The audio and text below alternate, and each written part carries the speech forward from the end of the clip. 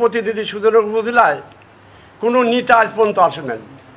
জনগণের প্রতিনিধি হিসাবে জনগণকে ভালোবাসি বিদায়ী আজকে জনগণের প্রতিনিধি হওয়ার আমার খুব আগ্রহ। আমি জনগণের সুখে দুঃখে পাশে থাকি। মানুষের বিপদ দেখলে আমি ঠিক থাকতে পারি না। মানুষ যে কোনো আপদে বিপদে যে কোনো সময় আমি তাদের পাশে থাকি, তাদের সাহায্য সহায়তা করি, উপকার করি। আমি থানা কাছে থেকে শুরু করে আমি সালিশ দরবার করি, মানুষের বিপদের পাশে থাকি, সেগুলি সমস্যার সমাধান করি। আমি আসলে মানুষের জন্য আমার মন কাঁদে, মানুষকে আমি ভালোবাসি। আর আমি এটা আশা করি এবার মানুষ দেখবে যে আসলে জনগণের নেতা কিনা। জনগণের নেতা এটা উপলব্ধি করলে জনগণ ভোট দিবে, যে আসলে জনগণের নেতা প্রমাণ করে দিবে জনগণ সুন্দরবন উপজেলাবাসী।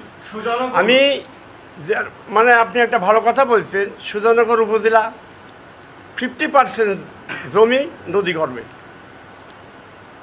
জনবসতি এতই যে কৃষিকর্ম কর্মচারীদের মূল নির্ভরশীল। আজকে যেহেতু সুন্দরবন উপজেলা ল্যান্ড অর্ধেক নদী গর্ভে চলে গেছে, এদের কর্মসংস্থান আসলে খুব প্রয়োজন।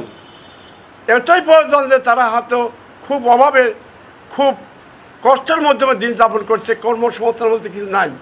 তাই আমি চেষ্টা করব, যেহেতু সুন্দরনগরের অর্ধেক জমি নদীগর্ভে চলে গেছে, এখানকার কৃষকদের বা সাধারণ মানুষের কর্ম সংস্থা করার জন্য আমি আপ্রাণ চেষ্টা করব, যেটা করলে মানুষ স্বনির্ভরশীল হতে পারে। যেমন বিলগঞ্জহস্তি রয়ে গেছে, এখানে আপনার হাজার বিঘা জমি হয়তো সেইভাবে কৃষি কাজ করতে পারছে না।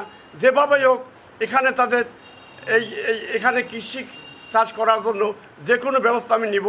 আর এখানে একটা গার্মেন্টস করার জন্য আমরা চেষ্টা করব, যাতে সাধারণ মানুষ এখানে কর্ম বান্ধব হতে পারে। করার মতো দল এ পর্যন্ত আমি যেটা জানি জামাত ইসলামী নির্বাচন করবে। আর কি একটা দলের কথা আমি শুনছি, এনসিপির কথা শুনি নাই, ওই যে আপনার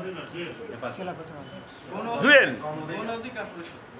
গণ অধিকার পরিষদ নির্বাচন করবে। আসলে ঘটনাটা কি, বাংলাদেশে শহীদ প্রেসিডেন্ট জিয়াউর রহমানের দল,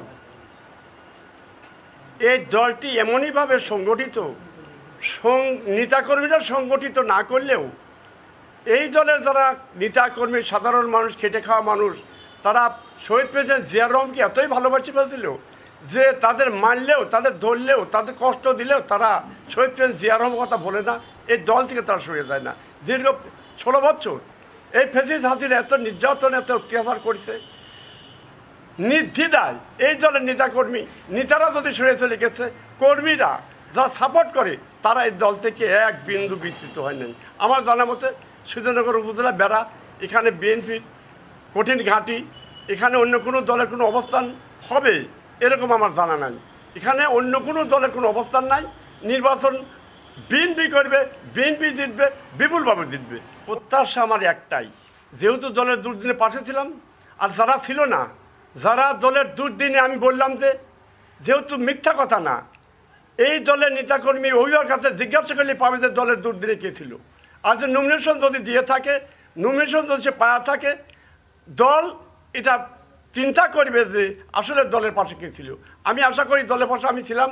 এই নমিনেশন সে ভাবে চিন্তায় দল দিবে। হাইকমান্ডের কাছে এটা আমার অনুরোধ, যেহেতু আমি সর্বশান্ত একজন ব্যক্তি, দলের পাশে থাকার কারণে অত্যাচারিত, নির্যাতিত, বাড়িঘর খাওয়াইছি, সংসার শেষ করেছি, জ্বালাও পোড়াও লুটদারাজ হয়েছে, প্রমাণ পেপারস আছে। আমার মতো অত্যাচারিত আর কোনো নেতাকর্মী হয় নাই। ডাইরেক্টলি বিএনপির নামও এই নেতারা সেই সময় নেয় নাই। তাই আমি আশা করি দলের হাইকমান্ড আমাকে নমিনেশন দিবেন ইনশাল্লাহ।